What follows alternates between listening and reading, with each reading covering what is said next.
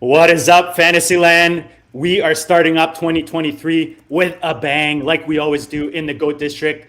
We have one of the biggest guests, one of the most successful players, most respected high-stakes guys on the planet, coming in to review 2022. You got to learn your lessons this time of year. Take what you learned to go into 2023, which we're in now. Get those W's, get those ships. We're going to look at the biggest surprises, biggest upsets, biggest waiver wire pickups, and so much more. Guys, this is a big one. You're not going to want to miss it. Let's get to it.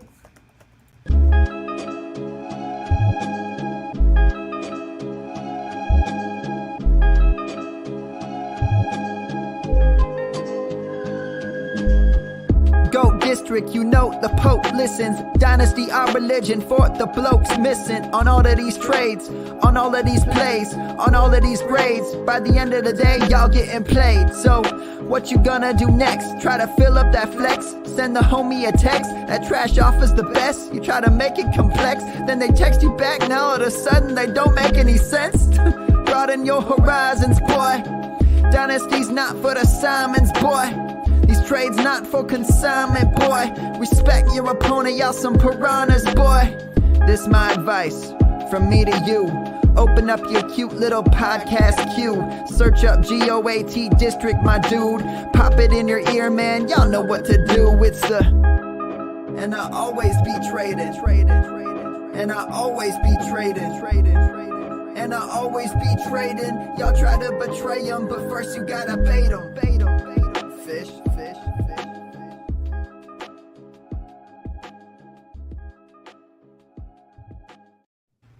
What is up, Fantasyland? Happy New Year to everyone. All the best to you. Hopefully 2023 is your best, and we're here to help you do that. Guys, we talk about the best. No man is better than this man. Like I said, the most respected, most successful fantasy player on the planet. You look at his profile on Twitter. I mean, Chad, is there any league on this planet that you have not smashed yet? Pros versus Joes. I've not won that. I knew you'd have an answer. Why is that? You don't know. Sorry, Andrew? You had difficult competition this year at the top, Chad. There was. I did indeed. That team at the top was pretty sharp. I did indeed. Hey, the GOAT District's got to represent, but we respect him, and we're so happy to have you on tonight, Chad. Guys, if you don't know that voice, it's Chad Schroeder. They call him the big blue whale, as somebody mentioned today on Twitter, and we're pumped to have you tonight. We got a big show. Thanks for coming on, Chad.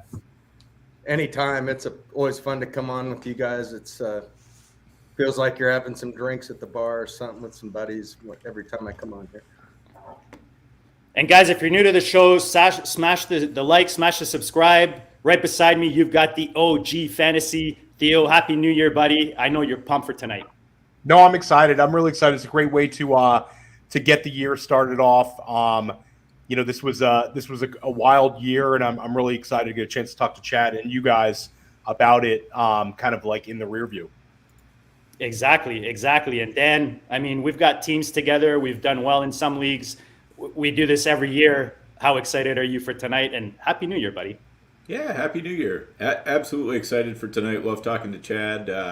I'm always writing a few things down as we talk too. So, there's always new things to learn.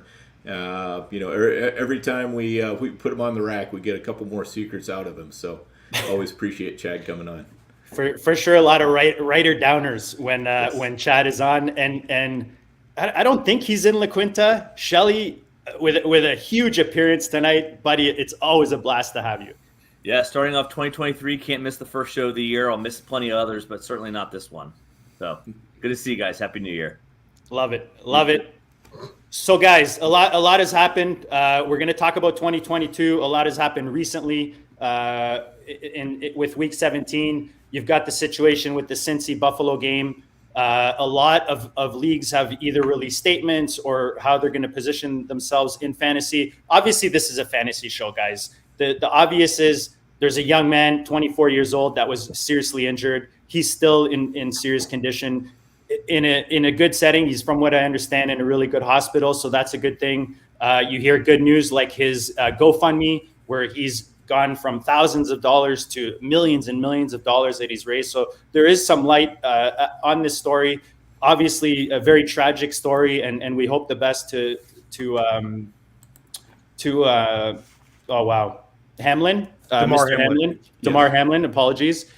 We hope that he's back soon, and I mean, whether he plays football or not really important right now. We just want to make sure this man can come out healthy and alive, and then hopefully back on the field. But what we wanted to touch on tonight, and Theo, maybe you can start this discussion off. It is just, or not Theo, sorry, Chad, is just kind of like if you were president for the day with I know you play in a lot of the high stakes leagues. You're involved in a lot of leagues where these decisions affect a lot of the outcomes. But how would you handle this situation that we're in with this Cincinnati Bengals Buffalo Bills game?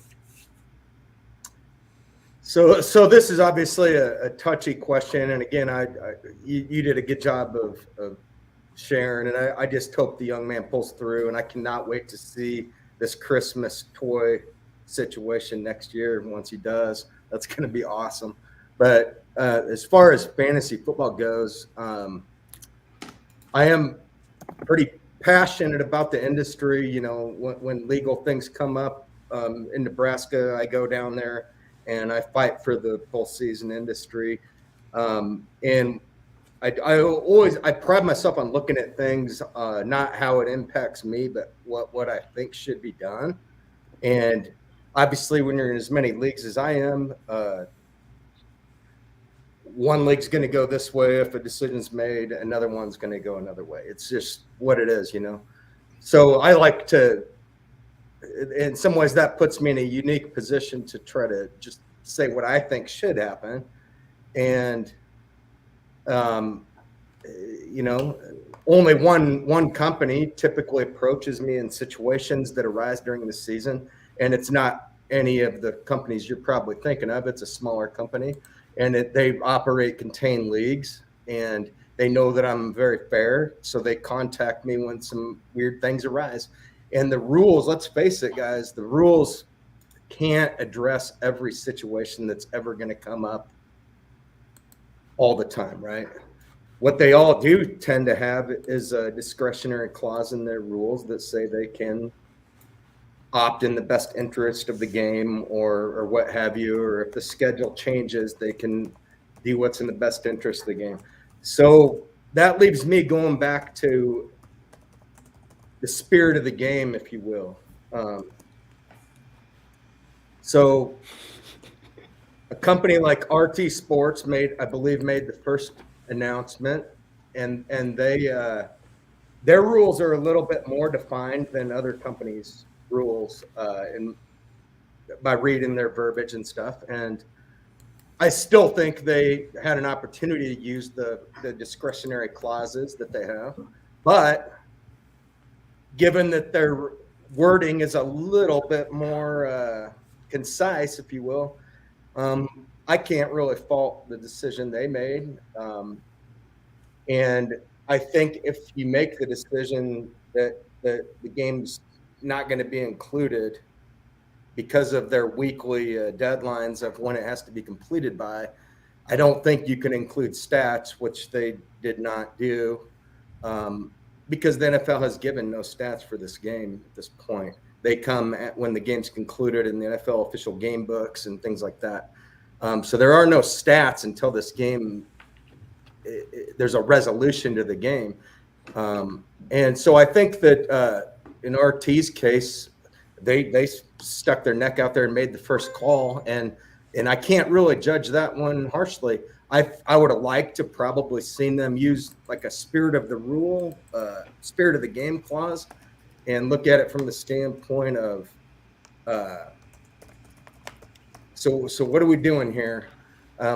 We got guys that potentially could continue this game. There's ways we could include this game. What's the harm in letting this digest and see how the NFL handles it, and then go from there, and then include the stats, But again, given their verbiage and the rules, that's pretty concise. I can get along board with that. And Chad, sorry, this is Andrew. Just to interrupt you before you transition, right? I think what you're referring to is they're pretty clear about how they count their weeks. Like week 17 games are week 17 games, and once week 17 concludes, that's it. So they were taking that line of their rules, which I think is fairly consistent. Like I don't think we had the application of that rule during COVID, but I think a lot of the providers were kind of using this weekend concept during COVID, where it was a clear possibility where we're moving games all around to Tuesdays and Wednesdays. But I wanted to be clear about your point. You were really focused on the and their verbiage includes one key thing that makes me more okay with their decision is that they use actually the words NFL schedule, not fan. I mean, it's clear NFL schedule. Right? Yep. I know it. I know. I co-commission at this point just because Nate Dogg. Shout out to Nate Pilmer, and I specifically have a clause in my, and I put that in actually thanks to Scott Fish. I think we had on the show, or actually Ryan McDowell. We had on the show once, Dan and I, and we were talking commissioner stuff, and he kind of suggested to add that disclaimer because things like this, you never, like we said, this is something new. It's unprecedented, so you're kind of left making these hard decisions as someone running these leagues, and it affects a lot of people and a lot of outcomes, and in these high stakes leagues a lot of money, right? So that's kind of why we wanted to get a feel for what, as someone with your experience, how you would approach this. I know with myself, I'm taking the stance as I think some other sites have, and Theo, you can correct me if I'm wrong, but just kind of waiting to see. NFFC and FFWC, which I play in both of them, and I know Chad does as well. They're both waiting, to see what the NFL has to say. And that's what we're doing. That's what we're doing in the gold leagues. Yeah. And actually, that's what the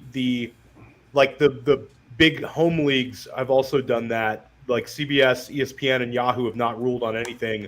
Sleeper has ruled that they're going to. It's basically like end of the week. So they're going to give each league, like the individual, the commissioners, a opportunity to run the game if there is a rescheduling, but it's officially done with like a commissioner button. So it's. Can I ask you something, Theo, on the sleeper front? Because I don't play there.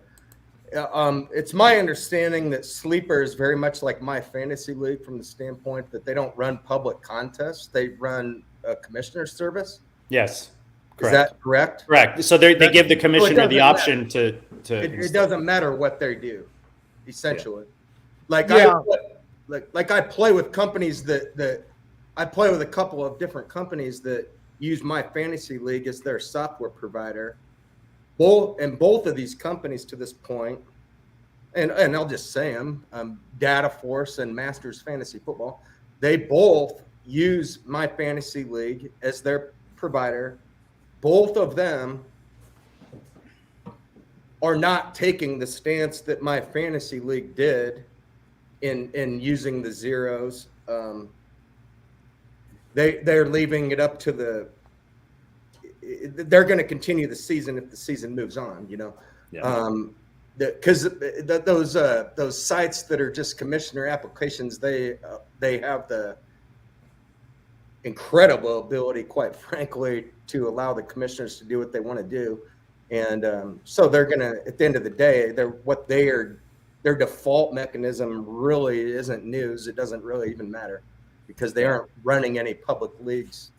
And then Chad, I know that I want to give you an opportunity to talk about the FFPC too, since I think it's where you're going to transition to, but I'll even give you a straw man on the pod to kind of lay out your argument against me, for example, because I think your two arguments, right, are one, the speed at which they did it, and two, the counting the stats of a half game, right? I don't know if you're arguing like the definition of the weeks, because I can get on board with people applying the definition of the weeks. I think you had some other issues that I know that you wanted to discuss just before we kind of moved into the meat of the program. Here's my take on the definition of the weeks thing.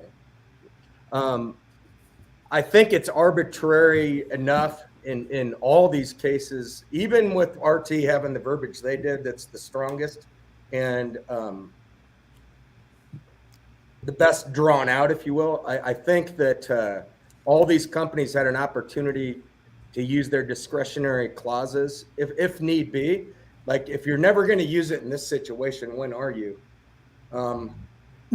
So I think it goes back to me, the spirit of the game. Like, so from what I've seen so far, there's been a little bit more blowback towards how some companies have handled it, that have called it a day and not including this game, versus companies that are leaving this game open. I haven't heard as much criticism from players that are negatively impacted by those companies making that decision as I have by companies making decisions that are not going to include the game. That's what I will say. From the FFPC standpoint, I do not see how stats can be included from a game where the NFL hasn't given stats. That's my major beef with the FFPC ruling. And it really doesn't affect very many things because the league prizes are all done. You know, all the league prizes are in the books. There's going to be minimal impact in the main event. I don't know about Football Guys and Terminator and all these other overall contests. Football Guys, there is a T. Higgins team that is, you know, that was hanging the balance. Yeah. I mean, and to but be fair, like there's the Higgins team take the lead though on his one catch the other night. I'm not sure the exact scenario. I believe this team was in like third, but I'm not 100%, but I know that there was one. It's one of those deals where he probably would get there if it played out. Yeah, right. That's not what I'm talking about right now. He's talking about the ones that are already there with like the Tyler Boyd touchdown. Right. Like if Like, you're not I going don't to count think the the game, stats should count if the NFL hasn't rewarded them yet. I'm very, very opinionated on that. Passionate about that. Yeah. adamant, and you have the right to. And look, we appreciate you sharing your opinions on it. I know it's not easy. I know you're treading the lines. You know, we have a great partnership with some of these leagues, so we appreciate your thoughts on this and how you would handle it, what you have issues with. And I mean, this is a great discussion, I think, to have an open discussion in Fantasyland, because look, we've never experienced this before, right? So kind of like COVID took us by surprise. This is another scenario where we're going to learn as we go here. Some of these decisions are going to be right. Some of them are going to be wrong. But we have Theo, I know you're dying. Dan, go ahead. Can I end this conversation with one last little thing? Yes. I just want to say this. The commissioners of these places, Greg Ambrosius, Ian Ritchie, the owners of FFPC, Dave and Alex, you know, by and large, they all do a tremendous job, right? So what I would not like to see is them start implementing more all-encompassing rules for every situation. I would rather them use their discretionary clauses that they have built in to make tough decisions in situations like these. I might not agree with them, but I trust them to do that. And that's what those discretionary clauses are for. So you cannot encompass everything in the rules. It's impossible because you never know what's going to happen. There's always something new. So just a couple of thoughts on that. Go ahead. You know, number one, you know, I don't know. Each of them uses different software. I don't know what the capabilities of each set of software is. You know, so that's certainly something that could have an effect. I don't know if it is or not, but it's very valid, Dan. I think that in some cases, I think that's a factor. It might be, you know, and I just don't know. But, you know, it's something to think about, you know, and a lot of people have been throwing around ideas as if, you know, this is just like, you know, their league is some sort of standalone league with one commissioner. And all these companies have, you know, massive amounts of leagues that they have to do this for, you know, so it's not like they can just, you know, if their software can't handle it, they can't just go in and do it by hand or whatever, you know, like you could do if you're commissioning your own private MFL league. So, you know, there are some issues like that. And, you know, overall, I think we also just ought to keep in mind that, you know, we haven't seen anything like what happened in 2020 with COVID, and then what happened this year with, you know, this last game. I mean, these are way outliers, you know, that we didn't see for, you know, 30 plus years before that. We might not see for another 30 years, you know, so try to, whichever, you know, provider you're using or whatever, you know, I guess I would say just, you know, try to give them just at least a little bit of grace, you know, as you think about what they've done and how they've done it. Maybe they didn't handle it perfectly. Maybe you can think of better ways they could have handled it, but at least give them credit for being stuck in a really, really bad situation. And just to finish that out, Dan, that's very well said, and I need to heed that advice a little bit more myself. But also try to look at it from the standpoint that it's not only you that's getting impacted. For every person that's benefiting, it's an equal sum game. Somebody's taking the ass end of it. So just keep that in mind. Like, don't look at things simply. Don't quit playing with a company, for instance, because they made a decision that impacts you negatively. Yeah. That if the roles are reversed, you would love well, it. you could see that in your own portfolio, I'm sure, Chad. Like, people can look in their own portfolio. I know Dan and I were talking earlier. Maybe it benefited me in Dynasty, but then in best ball I was in second. In a bunch of leagues, and I'm going to finish in second, right? So I think in your own portfolio, people can look and see that there's always a yin and a yang, right? Every one of these companies I've discussed tonight is a good company to play with. 100%. I'll play there no matter what decisions come about. 100%. All right, At the guys. same time, I just wanted to give my thoughts. So. Chad, Theo's gonna kill me because he gave us like 5 minutes on this, and we're at like 20 minutes. But hey, look, Theo's going to kill me because I said. No, I'm not. I'm not. No, this was good. This was good. This was good. This was good, it's guys. difficult. And the chat's been like blasting tonight. So guys, in the chat, or if you're watching this later on, let us know in the comments. How would you handle it? What do you like or not like with how these leagues are handling it? Let us know, man. We want to hear from you guys. Hear what end of the coin that you were affected. But before we start, Theo, before I kind of pass this over to you, so you can kind of start hammering our 2022 review. Mike Fonte, shout out to him, came on prior to us even coming on the air, and I thought this would be a great way just to kind of walk in to our 2022 review. And maybe Chad can start with kind of his process in reviewing his drafts and his previous season at the end of the year. Like, how do you do that? Help our audience with this process, Chad. This is probably not what anybody's going to want to hear, but I go into hibernation after the season ends, and I come out of it about in July, and then no, seriously, I don't. There are lessons I learned this year, I think, more than others, but I think about them all throughout the season, not necessarily. I'm not honestly too exhausted to really go through a thorough review and see what I did wrong. I kind of know what I did wrong during the season, so I don't really do a year-end review per se. Do you look at like your draft boards maybe, and No. or like your waiver wire bidding or anything specific like that, or no? I do not, and I know many people do that are great players, and everybody's got their own approach. Mine's typically a lazier one than most good players. So that sounds like a few more leagues than most good players too. So true. There is that. I mean, there's a lot for you to go through compared to most people. That's true. The process works pretty well. Yeah, it's proven.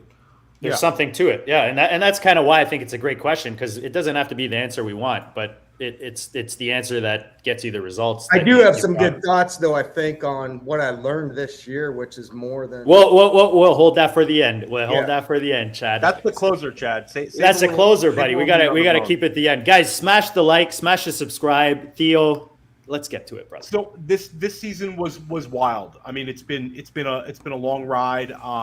But I think we have a lot that we've learned from this season. I want to go around the horn and kind of share kind of our thoughts. Maybe we could start out with Dan on this one, and then just go Andrew and Chad and then JD.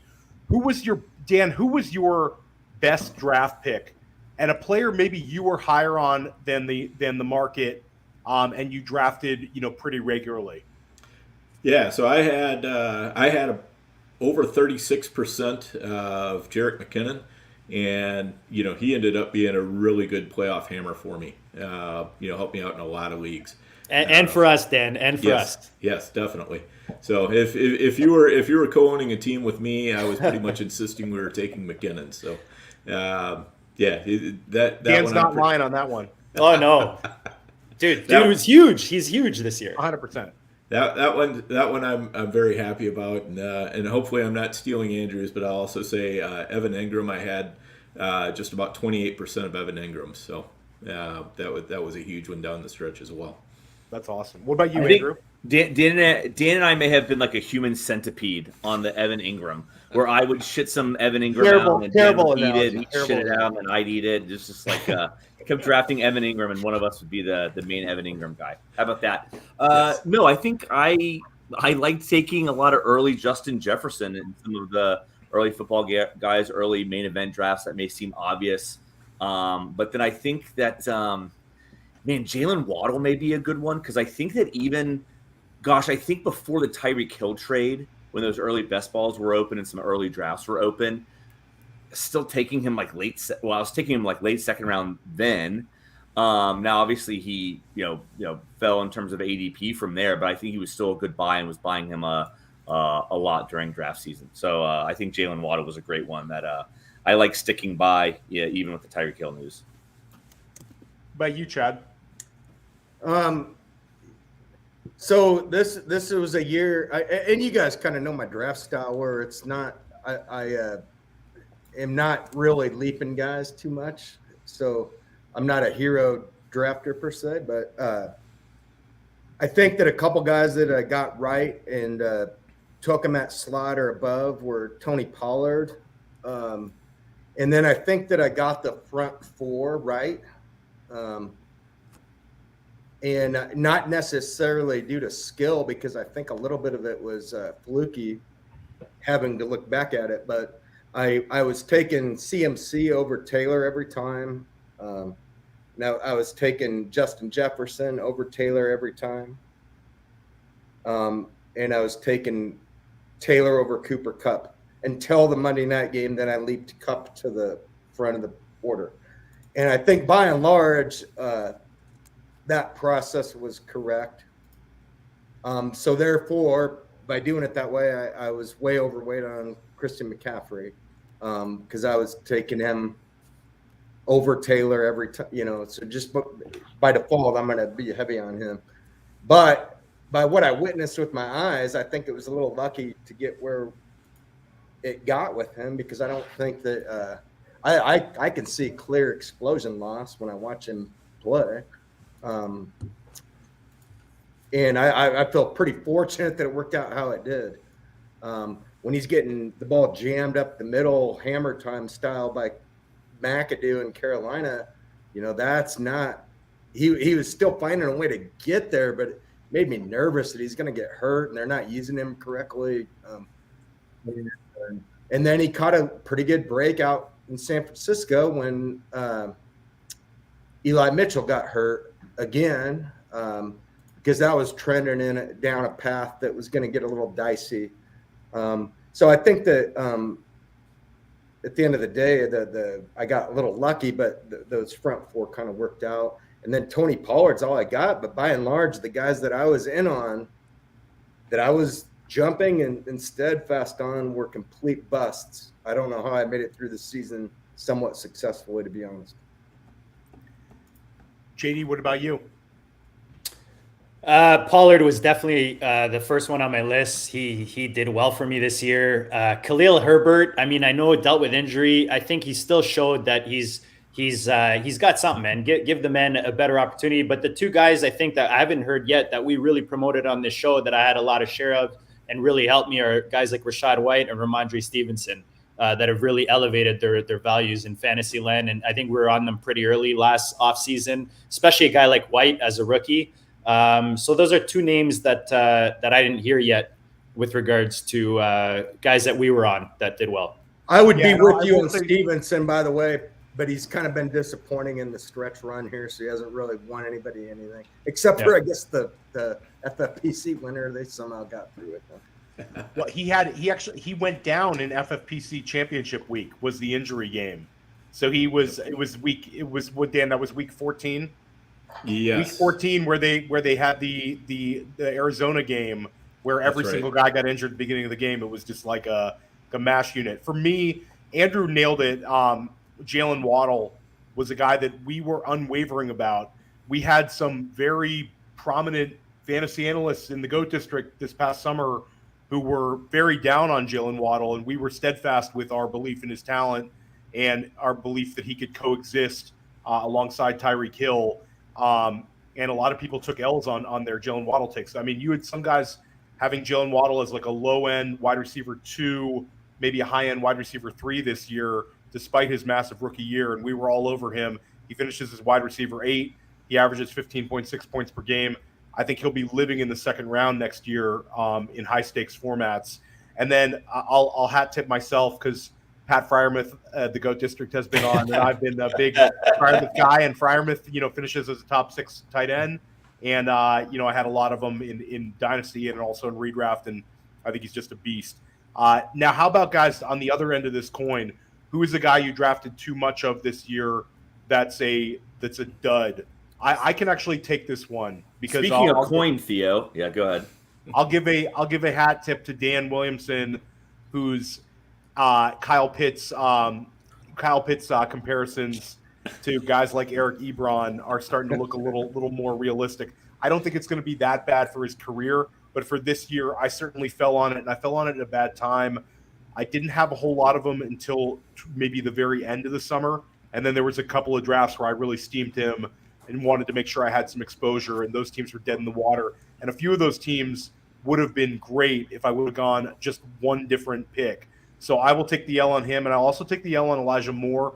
You don't lose a fantasy league because of a guy you take in the 5th round, 6th round in high stakes. That's a bad cop-out.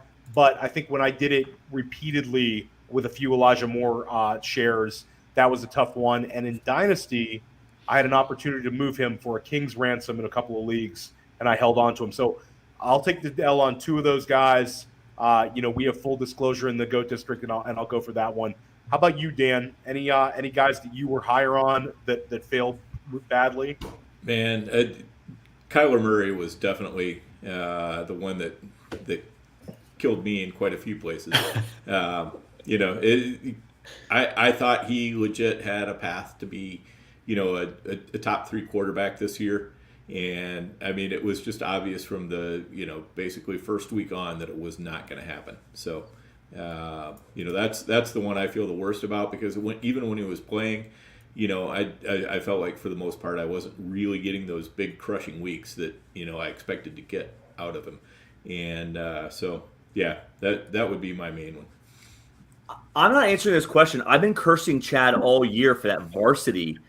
We had AJ Brown. Do you remember all your drafts? We had AJ Brown. You stack blocked us, Chad. You can admit it now. The season's over. You stack blocked us. We had AJ Brown. Hey, we had Dude, how am I going to stack block somebody when I'm doing 6 drafts at a time? I have no. That's a good point. Fair point, Chad. Yeah, there's no way he remembers. But listen, in that varsity, which I think he came in 1st or 2nd, is that final answer? I think we luck boxed into 3rd. Nevertheless, Chad, we had AJ Brown and we had our sights on Jalen Hurts the whole time. And we were like, the 3 of us, Theo, Dan, and me, were like, we can't get more Kyler. To Dan's point about us being fucking poor because of Kyler. The whole time we're like, we cannot get more Kyler. We cannot. Everyone agrees, Chad's doing anything. He's going to ADP. Blah, blah. Chad's going to fire up Kyler. No problems here. 1 pick before us, you take Jalen Hurts. And so we're basically forced back into more Kyler. Anyways, I've been thinking about you all season in that pick and how it more or less cost us like our own 1st or 2nd in that league. Are you the reason why I have Nick Foles quarterback in my team? Luckily, we've got the quarterback god, Trevor Lawrence, going, so we're all good there. But anyways, I'm so glad you reminded me, Dan, on this pod with Chad, because it's been like you've been living rent free in my head with that pick, Chad. I skipped this question. It's Kyler and Pitts. Terrible. Hey, Shelly, at least we've got the pros versus Joes title over good. him. That's something. What about you, Chad? Any guys that we could really go on all regret? night here. So, I really screwed up my whole entire season from having a really good season into a very a decent season, profitable season, but not what I was hoping for. By continuing to take guys like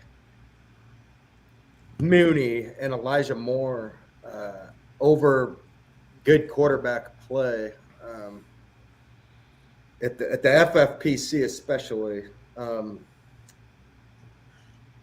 Mooney and Elijah Moore, those are the ones. And so, I was probably even weight.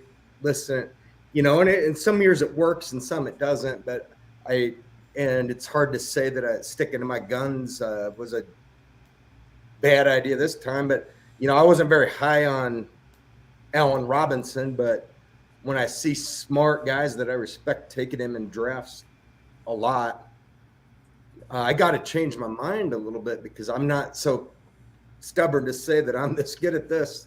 And some of these guys are better at evaluating fantasy talent than I am probably. And so I got to be careful when I see good players drafting guys like Allen Robinson a lot. So it got me involved to equal weight on him, got a little bit involved in Pitts late because of that same reason. But generally the guys I was in on a lot were all busts this year. And the guys that I was in on even or neutral weight, I was even, I didn't have big hits. I had big misses this year. And Mooney and Elijah Moore are at the forefront of that. Tough one there with Mooney as well. Definitely an appealing guy. What about you, JD? Week 17 matchups, anyone, just even looking at them in the drafts, caused me to make mistakes, especially like big money tournaments, like the MTTs, we call them in poker, like the BBMs and the underdog tournaments, those type of thing, drafters. And offenses like the Colts and Denver. Like Denver was FOMO for me because it took me a while to jump on that. And then I kind of had that FOMO. And I know like a lot of my teams on drafters, I had to have those Denver stacks. And I mean, those were dead in the water, as I'm sure a lot of people. So I think just following the herd hurt me this year more than specific individual players in those cases. Indy, I mean, anyone, and when you look at JT or Pittman, I know we got guys in the chat that mentioned Pittman hurt them. So those are a couple other offenses and guys that hurt me this year.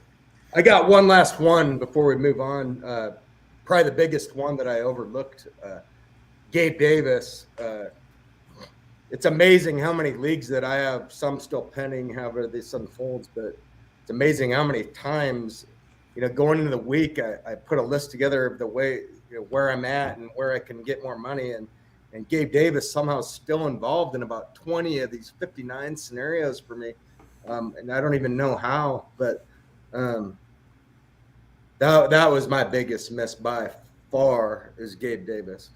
So. Yeah, I think that maybe this offseason, maybe we should just take a look position by position, guys, about, where a couple of these players really failed. Gabe Davis, I was in a draft where he was drafted ahead of Tyreek Hill, a high stakes draft where he was drafted like 14th overall, 15th overall, like wide receiver 14, wide receiver 13.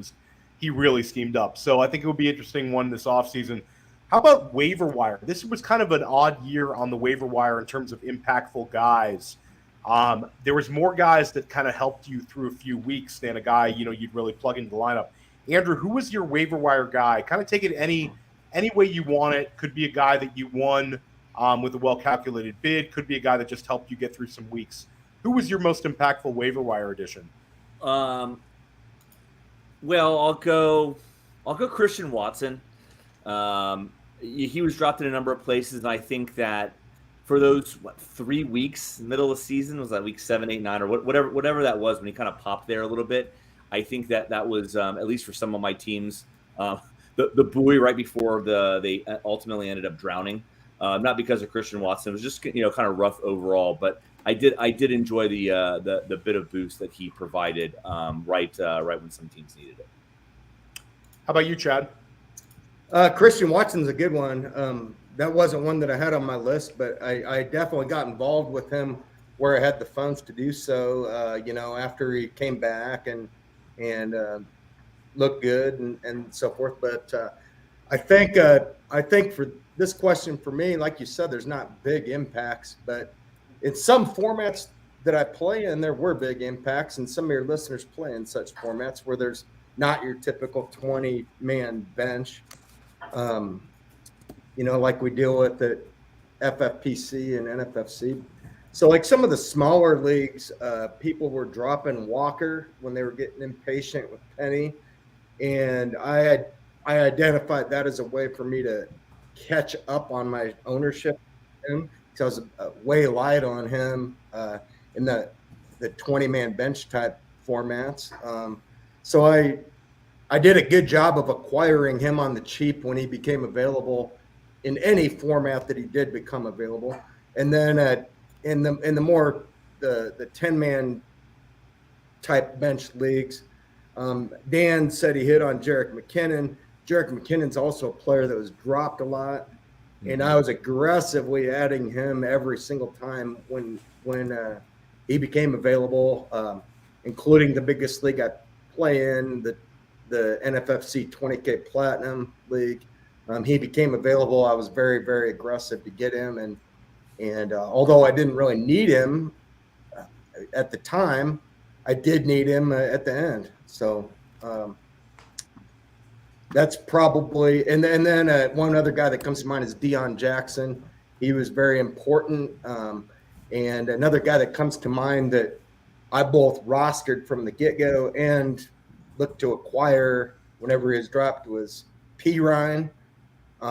So I had just a mega load of P. Ryan when he finally got his opportunity to do his thing, and those weeks leading into the playoffs. And he honestly got a bunch of my garbage teams into the playoffs, cashed some checks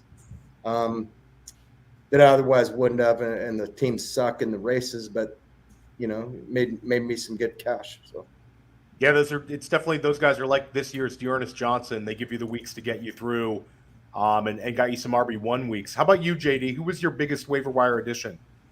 I got Lat Murray, gave us, he was nice and cheap. I got him ahead of time, gave us 2 RB1 weeks and 3 RB2 weeks for what you got him for. He was a perfect fill-in. Justin Fields, I picked up off waivers on the FFPC at a pretty early, before, like literally 2 weeks before the huge breakout, was just sitting there. Geno Smith, I picked up to replace Dak in an FFPC. My boy Purdy helped me get the victory over Andrew in Revelations in the finals after Hurts went down. So I got to give a shout out to my boy Purdy. And then Taysom Hill, I think, yeah, we probably paid a lot of money for him in some leagues, but I think that, recently he got me out of a week recently, and he actually got me in to a playoff just with scoring that touchdown. So, with how shitty the tight end position was this week, Hill gave you a couple, decent weeks where you were able to plug him in, and he gave you something. Yeah, I think that this is just hearing your and Chad's answers. It's kind of like this was the year for waiver wire grinders, because there wasn't like that. The Christian Watson obviously was a little different, but it was more like, I'm going to get 4 great weeks out of this guy, and guys who really grinded were rewarded this year, and it's nice to see that. I'll say hat tip to Dan Williamson and Glenn Lowy and Chad, Nelson Sousa, who I split some teams with, who've gotten me over the years to think about these very low-priced additions, how impactful those guys can be. Zay Jones, I was able to add in a bunch of leagues for like $1, like really cheap after week 1, like cheap addition, 5% or less, and he finishes as wide receiver 24. So he might have not kind of stood out as the waiver wire out of the year. He's not Christian Watson, but a guy who could put in the flex, and he did have some very big boom weeks. Finishes again as wide receiver 2. Yep. And I will say Geno Smith. Geno Smith was a guy that, I was able to add, and he ended up starting for me in a number of leagues. Obviously, it didn't finish very well, but some of these teams were kind of knocking on the door, or decent enough teams. Guy finishes, he's like QB6 overall. It's a wonderful story. I can't wait for the Geno Smith 30 for 30. You think he's there next year, Theo, or you think they bring 100%. Someone in? I think Seattle's going to pay him. I think he'll be their quarterback next year. It's just a scarcity thing. They finish almost in the playoffs, or they'll be a playoff team, and they're not going to have access to the top. They do have the high draft pick. I just don't see it happening. I think that they're going to stick with Geno. Maybe they'll draft a bridge quarterback, but I think he's done enough, and I think they're close enough to being decent next year. quarterback in fantasy is going to get scary quick next year. I mean, at least during the early part of the offseason, there's a lot of questions about a lot of quarterbacks. So, I mean, like Daniel Jones fitting comfortably in the top 12 is going to be a thing, for a lot of people. I think with how significant they've become in making a difference in fantasy, we might have to put a whole show together for quarterbacks and how to approach it, who to hold on to, right, going into next season, and who to maybe sell off. Yeah. What about you guys hit most of my waiver wire ads. I would just throw out Juwan Johnson and FFPC. He definitely came through for me for a few weeks. The Eagles defense was one that I hopped on early and was pretty productive throughout the season and allowed me to, just kind of maintain that one defense and not really do a lot of, I wasn't blowing waiver wire budget on defense where I had them. Who was your most surprising player in a positive way? And let's take Josh Jacobs off the table because I think we'd all agree that he was the most surprising and the most impactful guy, in terms of where you drafted him and what you got. Maybe start with Andrew for this one. I wasn't paying attention. I'm replying to Hog Butchers about Pirine and Mixon, which I will just discuss now. Pirine in the Super Bowl didn't dive after that pass on fourth down, which is just such a lack of sense of the moment that I've never been able to get over that. A lot of Chris Evans, Pirine arguments this past summer. A lot of them. Andrew, what player kind of surprised you the most this year in terms of the guys that had big fantasy impacts? Has to be positive. Oh, skip me. Let me think. Okay, so we'll go to Chad. Well, thanks. Theo, I wasn't on anybody that had a positive surprise. So I'll take this one. No, but you mentioned one earlier, Andrew. Christian Watson is a guy for me that you drafted him or you picked him up and he dude was legit in your starting lineup every week as a touchdown machine. So for me, the guy you mentioned earlier, Andrew, is a perfect example. Dan said he'd go first. I heard him say. I'll go first. We'll go around the opposite way so we can have Chad and Shelly go last. So I'll throw out Jamal Williams. I mean, I expected he would be a decent complimentary back, but I did not expect him to be like a number one, and in many cases, actually the number one for a lot of weeks in Detroit. So for me, it's Miles Sanders. Miles Sanders told us not to draft him, and the guy goes out and he's a top. He's a running back one, and he has 1,200 yards and 11 touchdowns, and he's been found money. He was like the I guess I'll take him type running back in a lot of these 8th rounds, 7th rounds. 9th rounds even sometimes. So I think I got him in the 10th round of an OC during the fall. So hat tip to Miles Sanders. I'm never going to listen to your draft advice ever again in the summer. How about you, JD? Can't not say Josh Jacobs. I mean, you have to go with somebody besides Josh Jacobs. It's the easiest answer in the world. Hey, okay, that's my answer. You got to throw him out there. I mean, look, let's face it. Last offseason coming into the year, people were trying to sell him for whatever they could get for him. They thought he was done. He won leagues this year, man. You got to mention Josh Jacobs. I'll give one on an order of magnitude. And I actually just responded to Sean's buddy Dom about their draft board. But I wasn't completely fading Travis Kelce. I had an. Oh, Chad, I still oh my God! I thought we were going around the horn. Yes. Oh fuck! Hey, Chad, you got this. Go ahead. Go one. ahead. I'm gonna have to X-rate this thing. Lo siento. That's what happens when you get me on. Love it. No, I just didn't think he'd have the season that he did, and clearly I was wrong, and clearly the Go Bills guys are right again. So, go ahead, Chad. Sorry for stealing from you. No, Kelce was the first guy I was going to mention. It seems like every time the more preseason games I watch, I get myself into trouble more times than it's helped me the last several years. So I got to just keep being more careful. But he looked very, very slow and overweight and sluggish in the preseason. And I neglected to remember that he's a veteran. He knows when he needs to have his body ready by.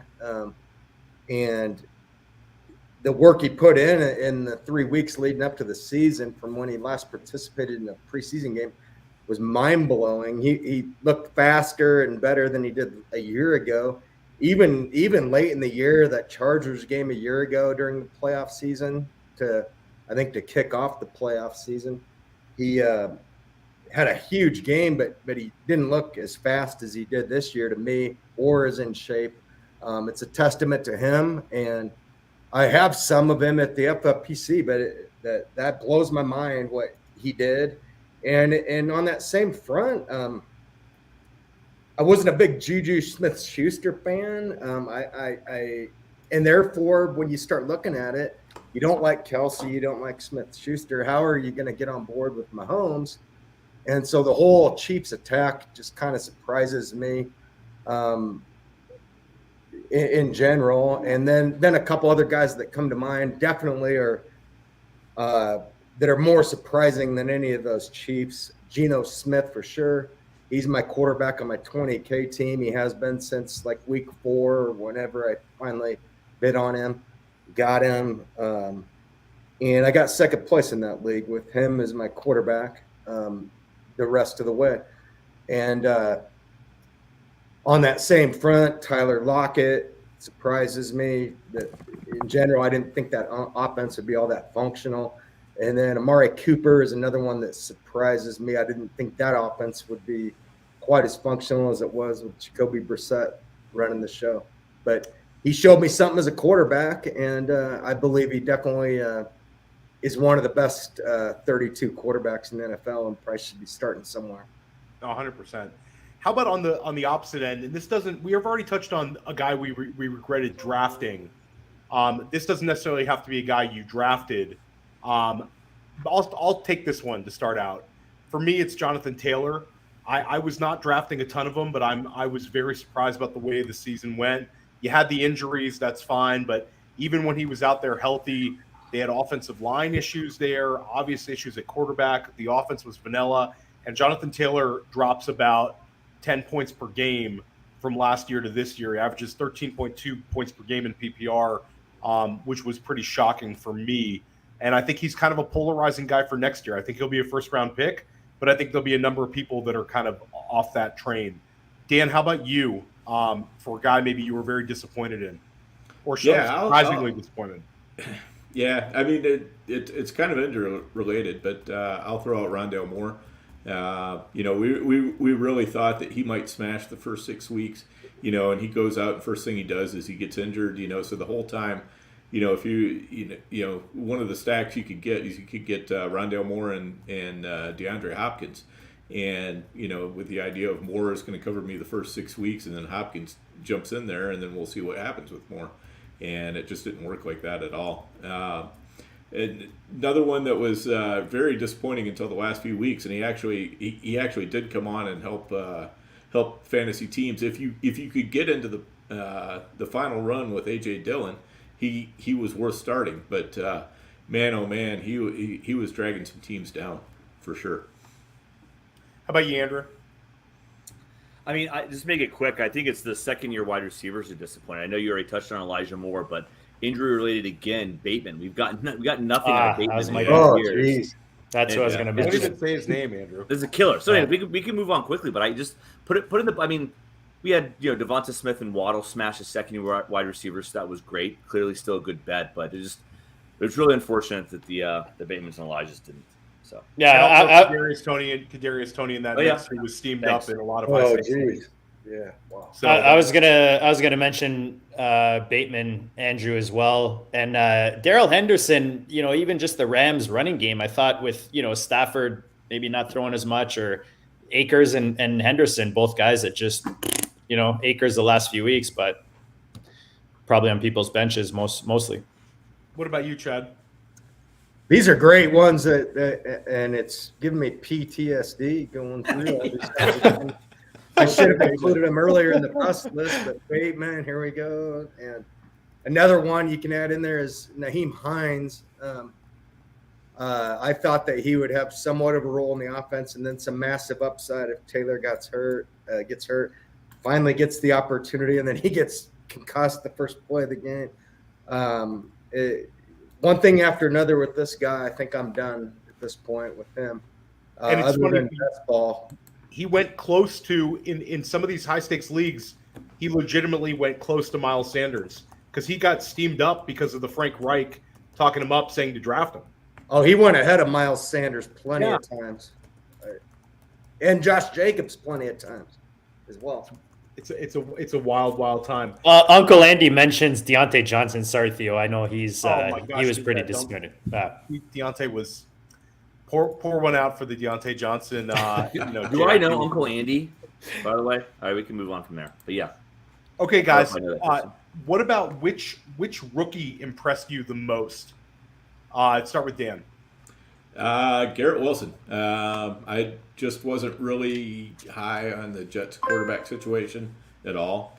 So I was impressed with how he did with what he had to work with. Andrew. You know what, Olave? I think when people think about sorry, damn it, Chad. No, go All ahead. right, when people talk about age models and the Ohio State wide receivers, I think he was certainly less heralded. I think that people saw the allure of Garrett Wilson early. I think that faded late, Dan, especially in that varsity where we got him fairly late, 13th round. So he kind of ebbed and flowed. But I just don't think that there was ever just we absolutely know that Olave is going to smash. He was just a better pick than the name comes to mind because of the chat and Russell Gage. But you obviously take Olave every time over Russell Gage. But I just don't think I ended up expecting him to do so well. He faded down the stretch with injury and just the Saints offense overall. But I was really impressed with Olave this year. Chad? I mean, those guys literally took the two guys I was going to mention. But I also wanted to just mention the obvious. Breece Hall was incredible. And I didn't have a lot of him. And it'd be curious to know how much worse my season would have turned out if he hadn't gotten hurt. But he was the obvious one. But then you have to go to wide receiver, and these two just nailed my thoughts. Olave is just so slick, just an incredible route runner, and obviously they're doing something right at Ohio State, teaching their guys the whole route tree, and these guys are all just seem to be complete receivers. Garrett Wilson, Olave, they're doing a good job there. And if you want to go a little deeper, I also was kind of impressed with the speed of Shaheed.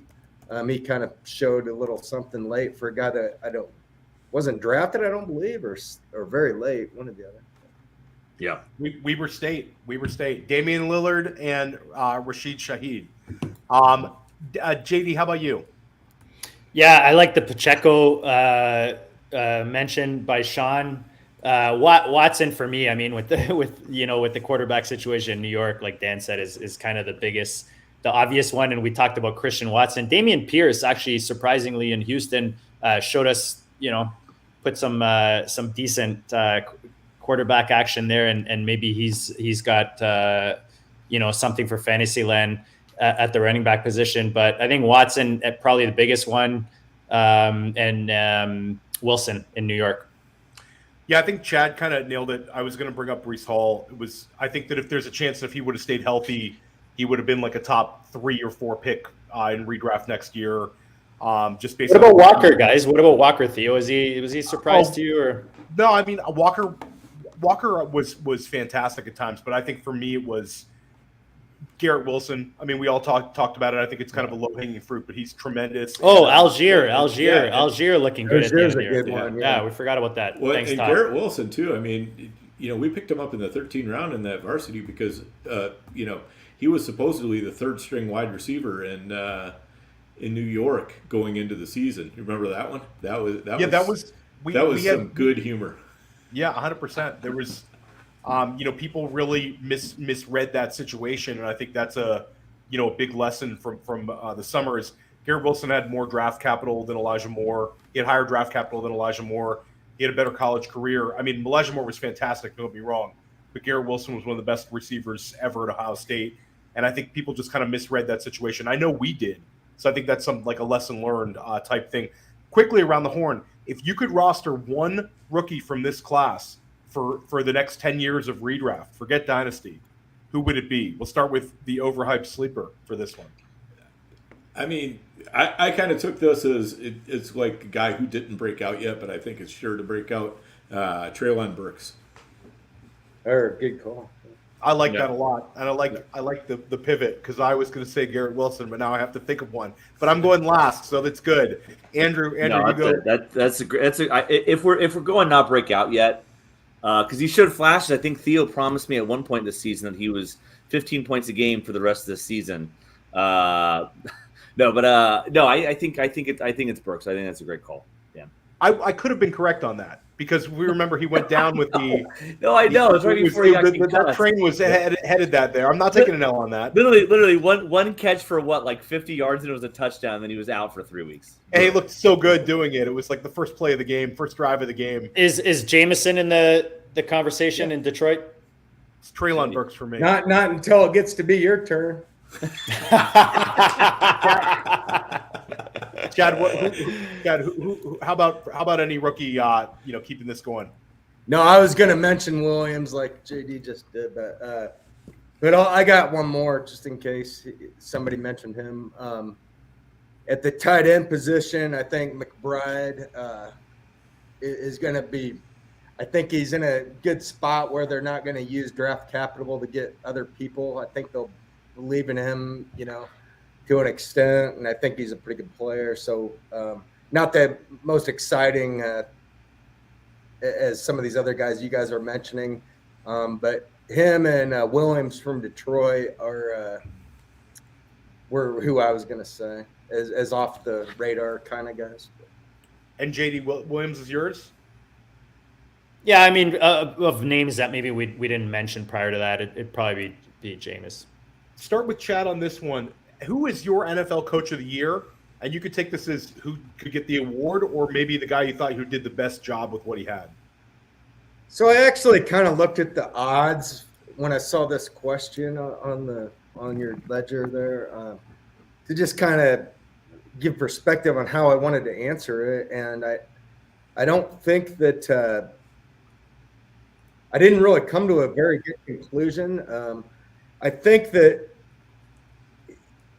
if push comes to shove, I'd have to say Sirianni, but I don't think that just the fact that the Vikings wins are all fluky and they weren't expected to be all this great.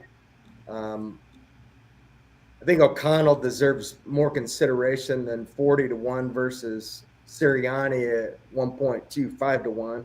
I think it's closer than that. I'll say that, but are we supposed to judge what's fluky and what's not here? I don't know. And I don't think there's a standout one. I mean, you could also consider Dable.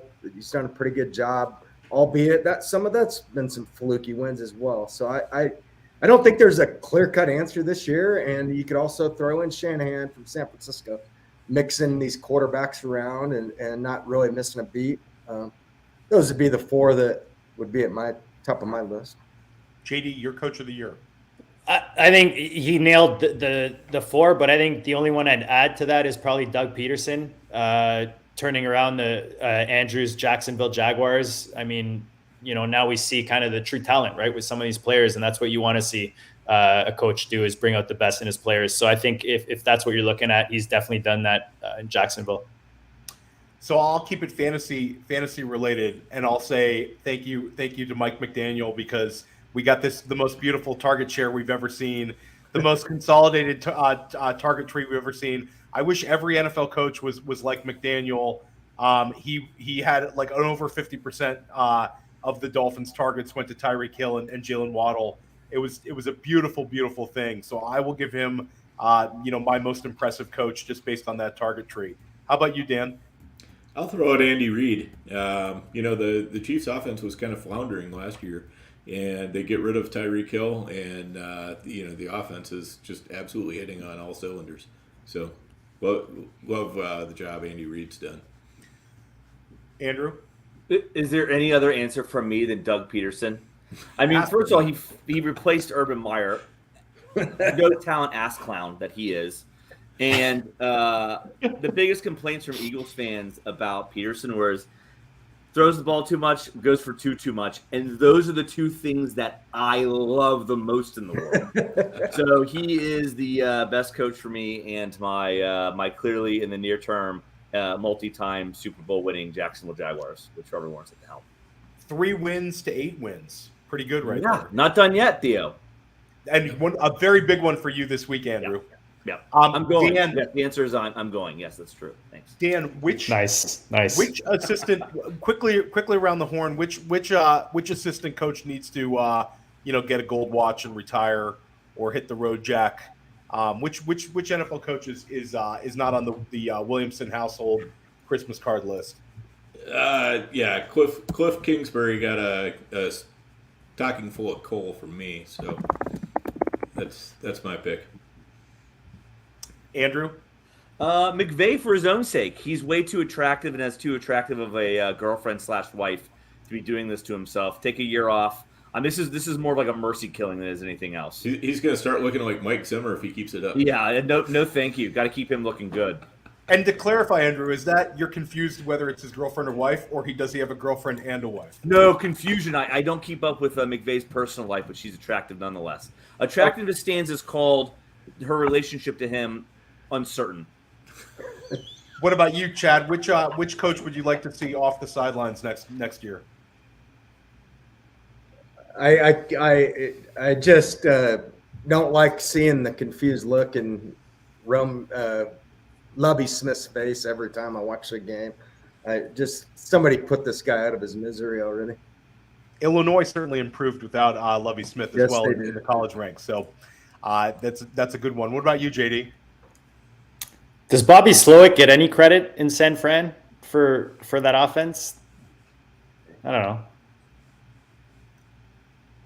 Isn't he the OC, or am I getting the names wrong? For which coach is there a head coach you'd like to see get fired? Oh, a head coach get fired. Easy for me, man. Jeff Saturday, right there. I mean, I love Jeff Saturday, but I don't want him coaching my NFL team. You don't want to see that on your Colts next year, JD.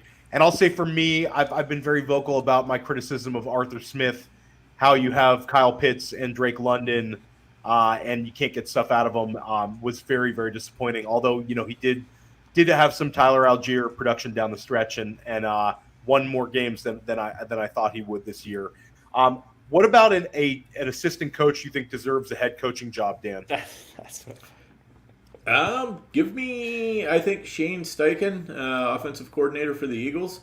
He was a guy who was around when Justin Herbert was developed for his rookie year in San Diego, I guess it was at the time, and also developed Jalen Hurts. So I think the guy is definitely a quarterback whisperer, puts together good offenses. So I like what I'm seeing there. I'd like to see him up at the next level.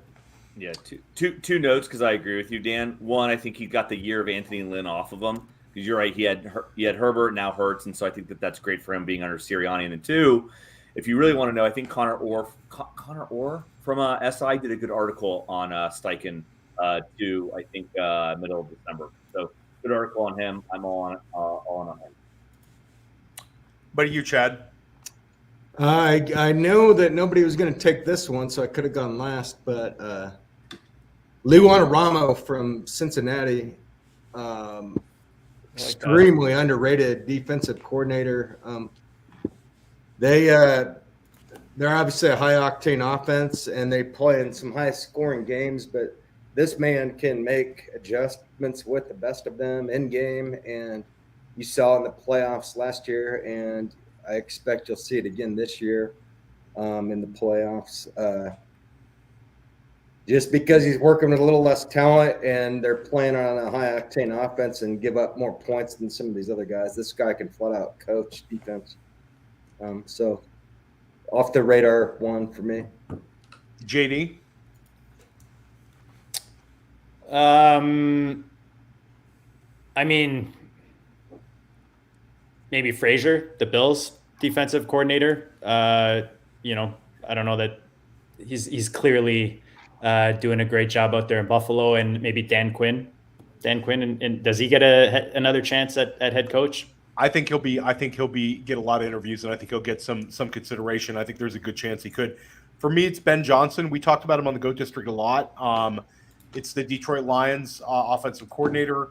We actually had Theo and Chris and Abib from First and 15, and we talked about him earlier in the year about that early impact when Jared Goff was lighted up. But they're 5th overall in scoring, points per game. They're 4th overall in yardage, total yardage. The Lions offense has just been a machine this year, and I think he's a very, very sharp guy. Wanted to keep this going. What is a player you're looking to take a big step forward in production in 2023? We touched on Treylon Burks, but this doesn't have to be a younger player, a player that you really anticipate having either a bounce back or a breakthrough. Start with Dan on this. Okay. Chad, are we doing okay on time? I could stay on as long as you want. I told you that as long don't tell us that. We'll put you to sleep, Chad, on the show. I'll just get a little more inebriated as we go here. All right. There you go. All right. We're in then. Okay. I'll go James Cook.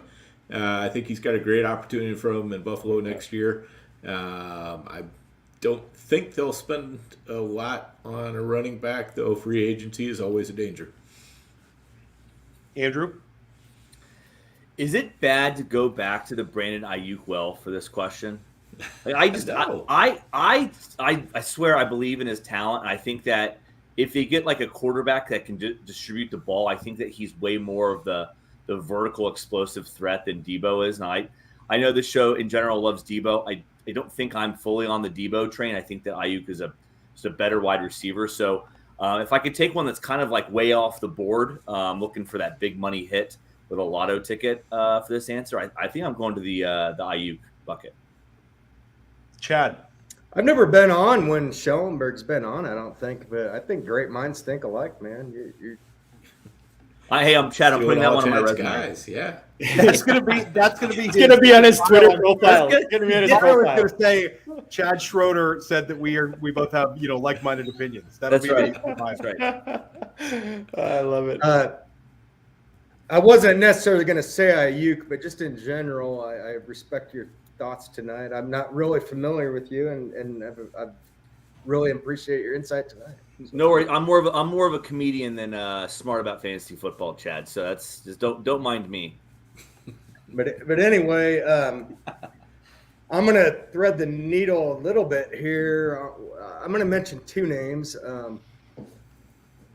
One, I think I'm going to be back on Gabe Davis next year. I think that he's going to have he's still got spike weeks in him, and I think that they'll happen more next year. And I think that even if they bring in I might be in on him more if they bring in another adequate receiver that might free him up even a little bit more. But the main one is Deontay Johnson.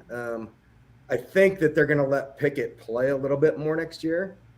This year, he's been kind of a game manager, and I think that was kind of a mistake on Pittsburgh's part. I think they should have kind of ripped the Band-Aid off and let him play a little bit. I don't, even if they make the playoffs, they're not going anywhere, and it was a long shot anyway for them to make it. I think they should have let it rip a little bit more and play, but it's neither here nor there. But I think Deontay Johnson's an extremely talented receiver, one of the best route runners in the game. Scored 0 touchdowns this year. I think he's going to be a guy I'm going to be all over next year if the ADP is where I kind of expect it to fall in. By you, JD? I'm going to go to Chicago, man. I'm going to go back to Justin Fields and Dan's boy, Cole Kmet. I mean, I want to see what they do. They finally figured out how to use the quarterback. Now I feel like they're going to set him up more, obviously going into next season, maybe surround him with better weapons that fit him better. And that relationship between Kmet and Fields for me is huge. And I think we're just going to see that evolve even more into next season. I like the duo out there in Chicago. Dan? Yeah, I'll go with, I think, well, actually I already did, James Cook. I apologize. Yeah, I we're out of order. messed up Which was a great one, Wait, by the I way, already Dan. answered this one. Answer it again, Dan. It was so good. We want to hear it again, Dan. Technical difficulties for me moving myself around the queue. For me, it's Trevor Lawrence. I think that he took a massive step forward, and I think next year they get Calvin Ridley. He'll be another year acclimated to the Doug Peterson offense. You know, Zay Jones was a free agent signing. Evan Ingram was a free agent signing. Christian Kirk was a free agent signing. Travis Etienne is de facto rookie. Andrew is projecting Quentin Johnson, the TCU wide receiver, to also be a Jags draft pick this year. And Andrew's, pretty linked in down there in Duval. So I'm looking for Trevor Lawrence to kind of be like, he's not quite the elite drafted tier of guys, but I think if you're willing to wait a little bit, he might have a big year next year. I'm very, very bullish on him. How about the opposite end of the coin? It's a little early. We don't have any ADP at this point, but what's a player that you could really see being as a regression candidate next year? Why don't we start with Chad on this one?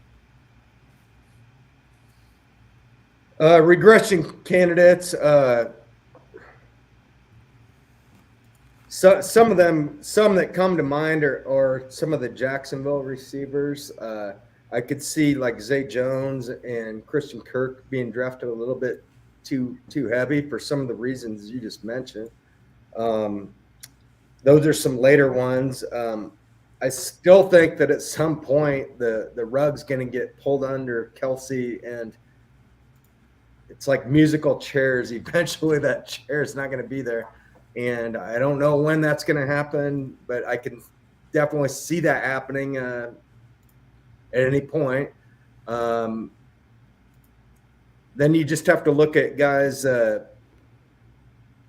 kind of have things fall in their lap, playing time wise. Just be careful on guys like Pierce that aren't generational talents.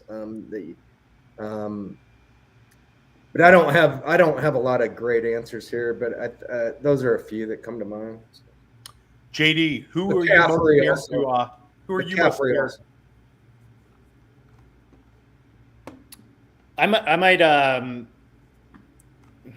mean, we're talking about Christian Watson a few times. He's just really TD heavy. So anytime someone's really TD heavy, you like that he's a rookie and he's growing with Rodgers. But let's face it, Rodgers isn't young. Maybe this is a good time to get out of it with regards to Watson, just because he is a little heavier on the TDs than I'd like than the targets. Watson's going to be kind of the Gabe Davis, I think, of next year. He's I going to agree. be steamed up high in drafts for kind of the exact same reason. Yeah. I was with Chad on this one. I had Christian Kirk as my primary guy that I was going to say, kind of exactly for those reasons. We know we've got, there's a good chance Calvin Ridley's going to be, unsuspended and maybe even actually playing next year. And, I don't think that the Jags are going to shy away from taking wide receivers in the draft either. So I definitely see that. But just to say something different, I'll say, I have down Jamal Williams, but I don't know. I mean, I think if he stays in Detroit, he might keep pretty much exactly the same job he's had. So if he goes elsewhere, I don't know. But I think if he can stick in Detroit, and I think they might want him back, that might not be the best pick. He still won't get that many touchdowns, though. So. No, yeah, that's true. That's true. He was a perfect storm this year. With all those opportunities from the 1 yard line, they were like magic for him. I'll say I'll take it with a higher profiler guy and a guy that I'm not like, I don't think he's going to bust, but he'll be a guy that I'll be worried about drafting is Cooper Kupp. He was 22 points per game this year. I just have big reservations about that Rams offense next year. I know they really struggled this year. I'm not 100% what's going to happen with Matthew Stafford. I think that there's, questions with McVay. I'll say like for early best ball drafts, I'm going to try to avoid Cooper Kupp. He'll settle in somewhere around like 10th overall, 11th overall. But I think there'll be maybe guys that are a little bit more appealing to me, when I'm drafting in those spots. Andrew? Quick Jaguars divergence, which everybody loves. My preferred wide receiver room is wide receiver 1. Insert your rookie here. I know, Theo, we talked about Quentin Johnston earlier today. At wide receiver 2.5, and yes, I'm being purposeful with the 0.5. Ridley, if he does come back, which I know Harry Snowman just mentioned. And then every insult that I absolutely mean it to be as our 2 wide receiver 3.5s. I've got Christian Kirk and Zay Jones, even though we're paying Kirk as a 1. I just don't think he is, and I just think that room absolutely needs like a true 1 because of the rust with Ridley. And I just, dude, no pun intended. Kirk and Zay Jones are true Jags, just a guys. So would love to see some actual talent in that room. So anyway, that's my quick Jaguars divergence there. Agreed. Lots of regression. Theo, one guy we haven't mentioned that I'm just curious to get. I know we want to get Chad out of here. Pickens in Pittsburgh. We haven't mentioned him tonight. Where are you on him? Do you guys see this escalating? I see Chad shaking his head. Is this get out and avoid? Where are you at, Chad, on Pickens in Pittsburgh? I think he's going to be overdrafted. People are going to think he's the number 1 there, along with Deontay. And to my eyes, Deontay's way better. I've also seen stats where I saw some stat the other day where on catchable passes, his yards per target is like 9. It was very, very low. Whatever the stat was, it indicated that the guy just flat out doesn't get open. A lot of his air yards are uncatchable targets that are being thrown away, etc. was the point of the stat that I saw. And he just isn't getting open. And that's what my eyes saw. He can go up and make unbelievable catches that few others can. We all know that. And Theo does great at showing the training camp highlights of those. There's plenty of George Pickens training camp. I'll say that your point is a really good one, because anytime you see a guy having to make these really acrobatic or unbelievable catches, that's not always a good thing for fantasy, because like a guy like Deontay Johnson gets open so naturally. George Pickens doesn't really seem to, like, I'll agree with you, he doesn't seem to get wide open. So people say, why is he not getting more targets? There's a little bit of a give and take with that. So I would say, like, he's like a C for me for what we had for the rookie year, because we saw the flashes. I'm not like looking to abandon ship in Dynasty. And I will say that the one argument for him next year is I do think he'll have big touchdown upside, because I think he could be a red zone type monster. But in terms of long-term career, getting multiple wide receiver 1 seasons, a high wide receiver 2, I don't really see that as an outcome. Andrew or Dan, anything to share about Pickens? Yeah, I mean, I definitely want to see a different offensive coordinator there. Their offense is Matt Canada, another non-Williamson household holiday card. Canada. Don't take this wrong, JD, but Canada needs to go. I love it. USA all the way right there. Yep. I wish Pickens rhymed more with Higgins this year than he did Galladay. Yeah, the exactly. T-shirts, So, Andrew, what are you going to do with the garage full of T-shirts, Andrew? Yeah, I'm going to send them back to the printer. Say the printer messed them up. Yeah, they're it's like all those Super Bowl shirts for the losing team, that say Super Bowl champs. They're they're going to clothe kids in other continents that need them, where they will never appear in the U.S. So 100%. 100%. I think that's what we agreed. Now, guys, what is your biggest lesson you learned as a fantasy player this season? Take it any way you want. Why don't we save Chad for last on this one?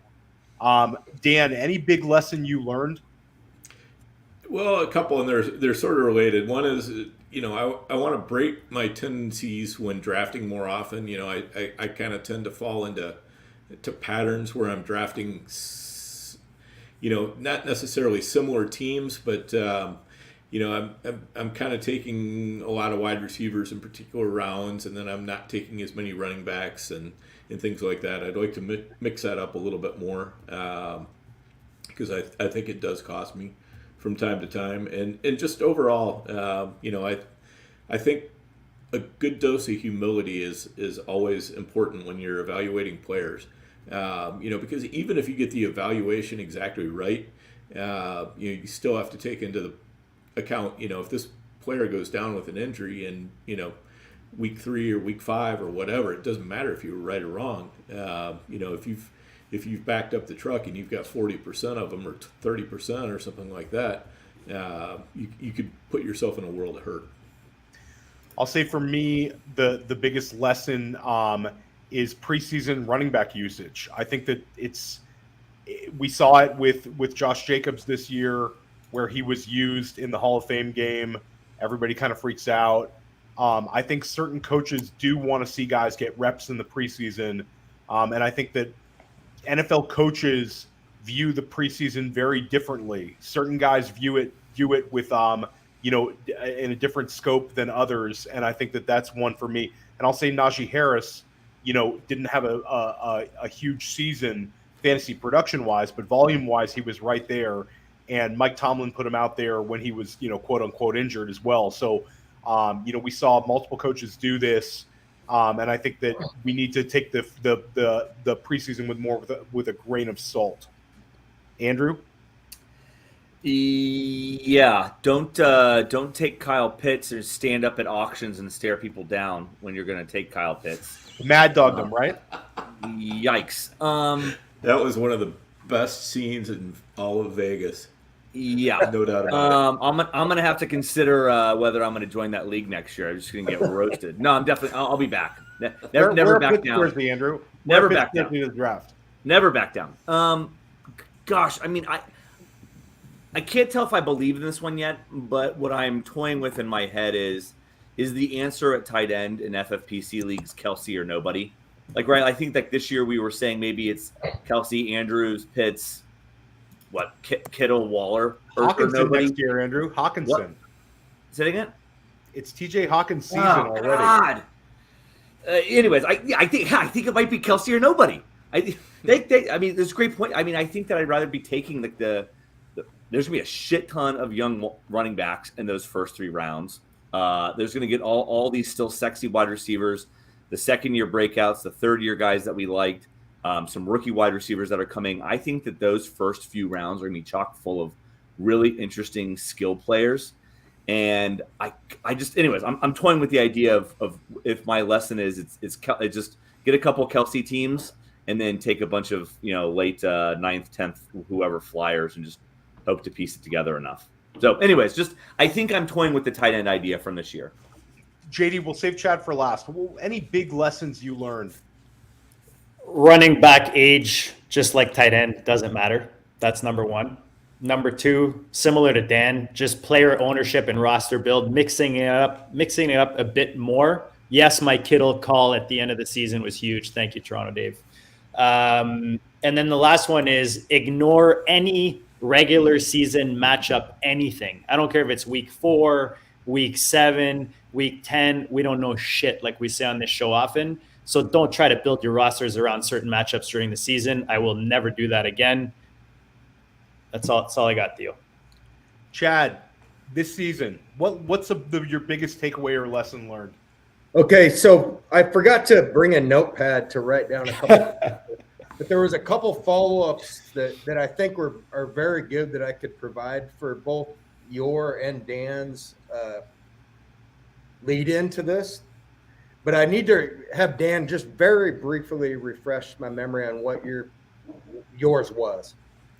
So, yeah, I said, number 1, breaking tendencies in drafts more often. And then just humility is a good thing when you're evaluating players. Recognize you can be wrong, recognize they can be wrong. Okay, there we go. Okay. Yeah. So I'll start with the follow-up to Dan's. Humility is a very good thing, and it's one of the strengths of mine.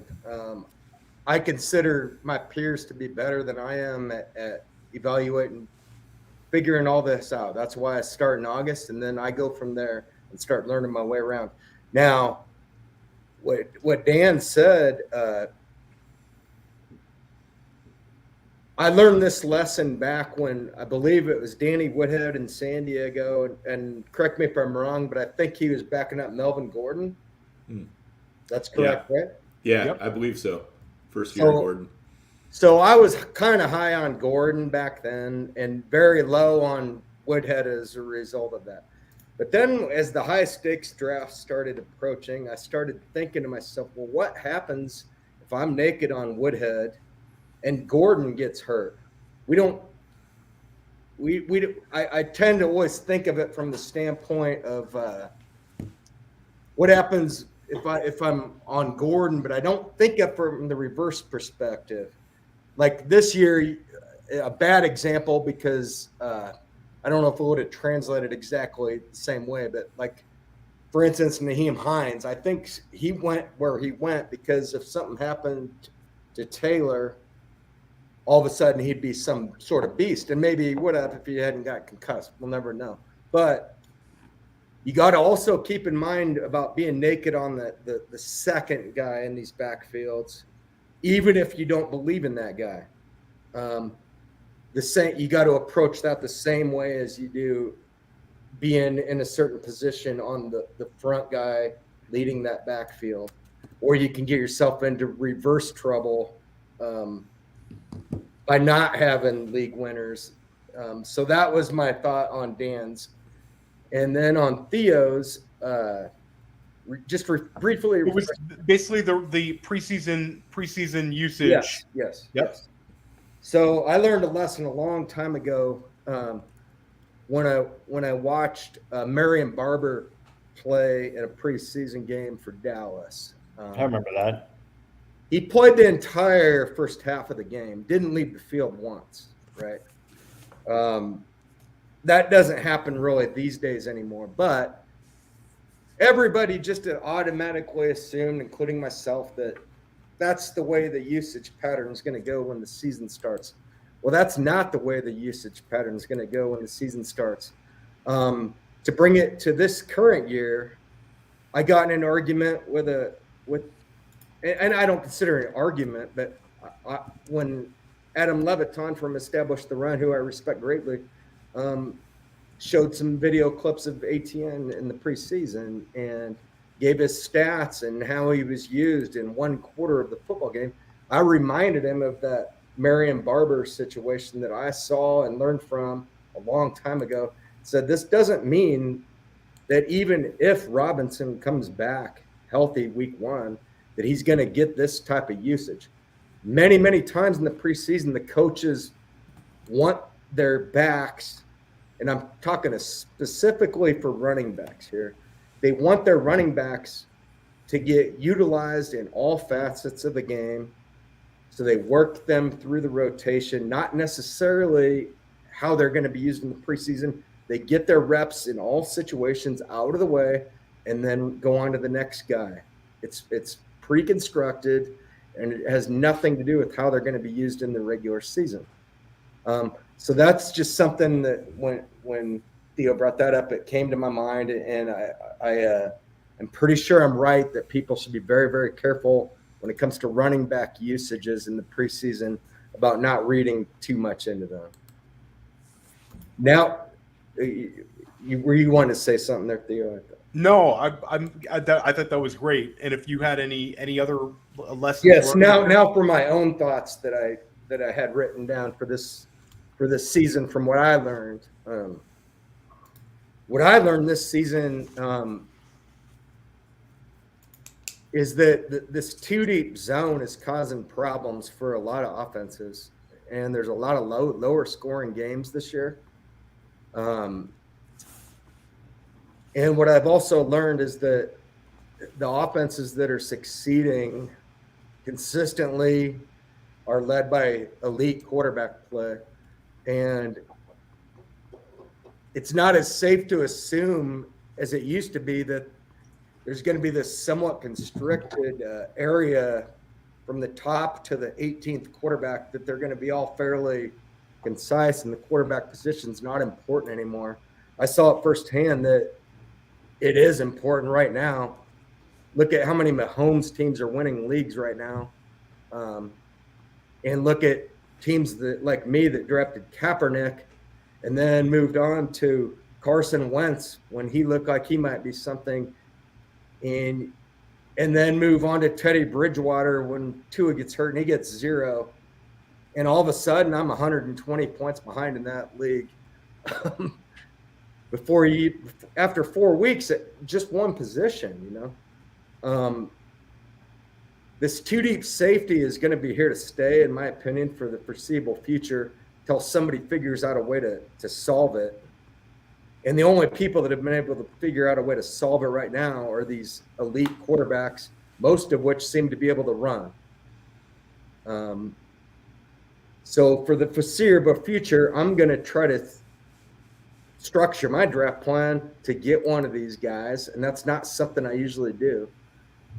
And then use my skill that I think I have to make up for that early quarterback pick throughout the rest of the draft.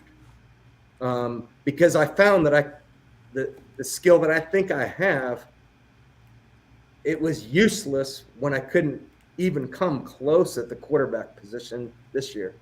So that's maybe the most impactful thing you've said this entire podcast, Chad, because I think that we've had a number of. Well, I haven't said anything very impactful. No, that was an incredible comment because we've been really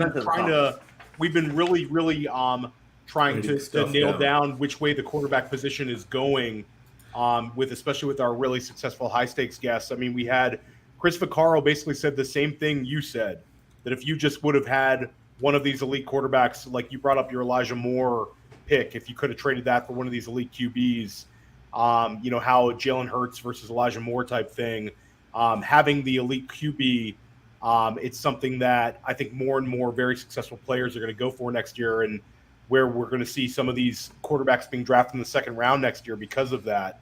So I think that was kind of an awesome takeaway from you. I appreciate it. Definitely. So guys, this has been a big one, man. We knew it'd be a big one, but Chad has been even more generous with his time and his goodness. Chad, it's always a pleasure and an honor to have you on talking fantasy with you, especially this time of year. We get to reflect and kind of look forward. JD, I do think we do maybe have one more question for Chad. Oh, we do. I apologize. Yeah, from Andrew.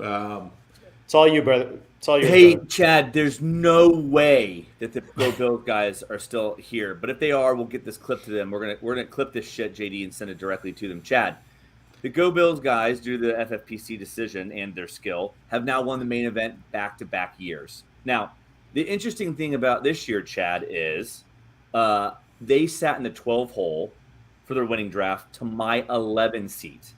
I took Saquon and let them get Travis Kelce at 112. Wow. Which basically won it for them, all thanks to me, no problems there. Chad, my question for you with that preamble is, how much is too much to send them a Venmo request for my behalf? What's an unreasonable number for me to be sending them for that request? Oh, that's awesome. $100, $20, $10,000. Like, I think you got to ask for a 10% chop on that. Yeah, I agree. Well, I got an idea. How much does the guy that got second have to send you a Venmo request for? Oh, yeah. You know that when that guy goes to sue, he's gonna find me and not FFPC. Yep. Exactly. The percentage points he gave your team, Andrew. That's my answer. Whatever points he scored for your team, that's what you're gonna ask him. So good. All right. That's my last nonsense question. Guys, this has been a blast. It's been a big one. We're at $140 almost. So we don't want to keep dragging this. The chat and the audience, you guys were awesome tonight. Thanks for showing up live. If you're listening to this post live, make sure you subscribe so you can catch us on Spotify, all your podcast platforms. Guys, we're coming hard all off season. We never slow down. This is just the beginning. We got playoff challenges that we're going to focus on coming up. We've got a bunch of heavy hitters like we always do, Theo, coming up as we roll into the offseason. Guys, this is the time of the year as we go into the offseason where we can get a little more creative and we're not so nailed down to a schedule with the NFL playing every week. So let us know your thoughts, guys. Drop in the comments on Twitter. You see our handles on the screen there. Let us know what you want us to talk about. We're here for you guys. We're here to help you guys win all offseason and the playoffs. Guys, this has been a blast. Chad always brings the goodness. Theo, awesome job as usual. rocking the questions. Anything you guys want to give the peeps our first show before we close this out, guys? Anybody? No, I will say that the Dynasty people do not want to miss next week because we'll have Matt Hicks on in the district giving us his top 12 rookies. It'll be one of the first rookie shows coming out. Matt is as sharp as it gets when it comes to, into young players and rookie talent in the league. He's been on the GOAT District a number of times. He'll be debuting his top 12 for rookie drafts early, and he'll also be talking about this quarterback class, the Bryce Youngs, the CJ Strouds, and how he views the position. Lots coming up, guys. Make sure you subscribe so that you're not missing any of the GOATness. Appreciate all you guys tuning in. Check you all later.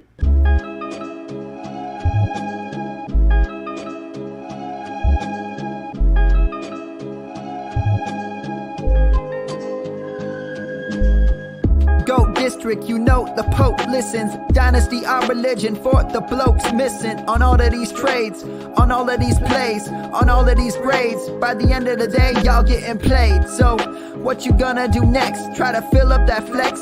Send the homie a text? That trash offer's the best? You try to make it complex, then they text you back. Now all of a sudden they don't make any sense. Broaden your horizons, boy. Dynasty's not for the Simons, boy. These trades not for consignment, boy. Respect your opponent, y'all some piranhas, boy. This my advice, from me to you.